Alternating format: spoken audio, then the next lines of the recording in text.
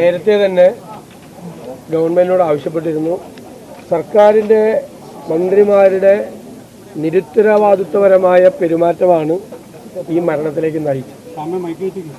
അവിടെ ആരും ഉൾപ്പെട്ടിട്ടില്ലെന്നും അത് കെട്ടിടം അടഞ്ഞു കിടക്കുന്ന കെട്ടിടമാണെന്നും ഉപയോഗിക്കാത്ത കെട്ടിടമാണെന്നുമുള്ള മന്ത്രിമാരുടെ പരാമർശമാണ് അവിടെ രക്ഷാപ്രവർത്തനത്തിന് തടസ്സമായിരുന്നത്. അതാണ് ഒരു ജീവൻ നഷ്ടപ്പെടാൻ കാരണമായത്.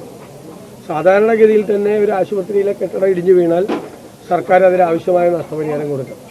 ഇത് സർക്കാരിൻ്റെ അനാസ്ഥ രക്ഷാപ്രവർത്തനത്തെ തടസ്സപ്പെടുത്തിയതിൻ്റെ കാരണം മന്ത്രിമാരുടെ ഇടപെടൽ ആയതുകൊണ്ട് കൂടുതൽ ഉത്തരവാദിത്വം ഗവൺമെൻറ്റിനുണ്ട്. ഞങ്ങൾ ആവശ്യപ്പെടുന്നത് 25 ലക്ഷം രൂപ മിനിമം ഈ കുടുംബത്തിന് സഹായമായി കൊടുക്കണം. ആ കുട്ടിയുടെ ചികിത്സാ സഹായം മുഴുവൻ നൽകണം. കുടുംബത്തിൽ നിന്ന് ഒരാൾക്ക് ജോലി നൽകണം. ഈ 3 കാര്യമാണ് ഞങ്ങൾ ആവശ്യപ്പെട്ടത്. അടിയന്തരമായി ചെയ്യേണ്ടത് കുട്ടിയുടെ ചികിത്സയാണ്. ആ ചികിത്സ സർക്കാർ സൗജന്യമായി നടത്തിക്കൊടുക്കാൻ തയ്യാറല്ലെങ്കിൽ ഞങ്ങൾ നടത്തിക്കൊടുക്കും ചികിത്സയുടെ പൂർണ്ണമായ ഉത്തരവാദിത്വം ആ മകൾക്ക് കൂട്ടിരിക്കാൻ വേണ്ടിയിട്ടാണ് അമ്മ പോയത് മെഡിക്കൽ കോളേജ്. ആ കുട്ടിയുടെ പൂർണ്ണമായ ചികിത്സ സർക്കാർ തയ്യാറായില്ലെങ്കിൽ ഞങ്ങൾ ഏറ്റെടുക്കും. സർക്കാർ 25 ലക്ഷം രൂപ കൊടുക്കുന്നില്ല, വേറെ തരത്തിലൊന്ന് സഹായം ചെയ്തില്ലെങ്കിൽ ആ കുടുംബത്തെ പൂർണ്ണമായി അവരെ സഹായിക്കാൻ ആവശ്യമായ നടപടികളും ഞങ്ങൾ സ്വീകരിക്കും. ഉത്തരവാദിത്വത്തോടുകൂടി സ്വീകരിക്കുക. കാരണം ആ കുടുംബത്തെ അനാഥമാക്കാനും ഏറ്റവും പാവപ്പെട്ട ഒരു കുടുംബമാണത്. അവർക്ക് വിഷമിക്കാനും ഈ ചികിത്സ ഉൾപ്പെടെ ഉള്ള കാര്യങ്ങൾ, വീട് പണി പോലും പൂർത്തിയാക്കാത്തൊരു വീടാണ്. അതിനെല്ലാം ആവശ്യമായ സഹായങ്ങളും ഞങ്ങളുടെ ഭാഗത്ത് നിന്ന് ചെയ്യും. ആദ്യം ആ ഗവൺമെൻറ് അടിയന്തരമായി ചെയ്യേണ്ടത് ചികിത്സ നടത്തുകയും ഒരു നഷ്ടപരിഹാരം 25 ലക്ഷം രൂപ പ്രഖ്യാപിക്കുക. അത് സർക്കാർ ചെയ്യാൻ തയ്യാറല്ല.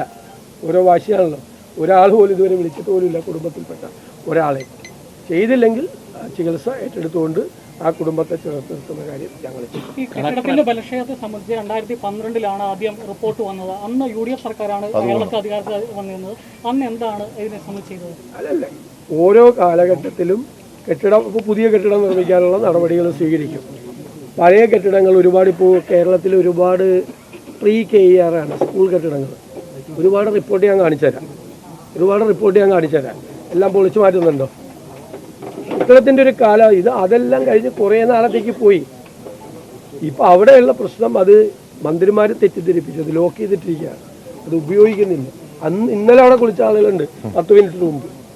അന്നലെ അവിടെ ആ ബാത്റൂം ഉപയോഗിച്ചിട്ടുണ്ട്. ഇത് എന്തിനാണ് വന്നിന്ന് നുണ പറയുന്നത്? എന്തിനാണ് മന്ത്രിമാർ വന്ന് നുണ പറയുന്നത്? അവിടെ ആരും ഉപയോഗിക്കാറില്ല, അതിനകത്ത് ആരും കയറിയിട്ടില്ല, അത് പൂട്ടിയിട്ടതാണ് എന്ന് എന്തിൻ്റെ അടിസ്ഥാനത്തിലാണ് പറയുന്നത്? എന്തിൻ്റെ അടിസ്ഥാനത്തിലാണ് പറഞ്ഞത്? ഒരു സ്ഥലത്ത് ചെന്നാൽ ഇങ്ങനെ നമ്മളാണെങ്കിൽ എന്ത് ചെയ്യും? നിങ്ങളാണെങ്കിൽ എന്ത് ചെയ്യും? നമ്മളാണെങ്കിൽ പറയും ആരെങ്കിലും അകപ്പെട്ടിട്ടുണ്ടെന്ന് നോക്ക്, ശ്രദ്ധിക്കുക, ആരെങ്കിലും മിസ്സിംഗ് ആണെന്ന് നോക്ക്, എന്താണെന്ന് അത് മാറ്റാനുള്ള പരിപാടികൾ ആദ്യം ചെയ്യും. ഇനി ഇവർ വന്ന് പറഞ്ഞതോടുകൂടി ആ രക്ഷാപ്രവർത്തനം നടത്താനുള്ള സാധ്യതകളുടെ വാതിൽ കൂടി അടഞ്ഞു. അതാണ് നടന്നത്.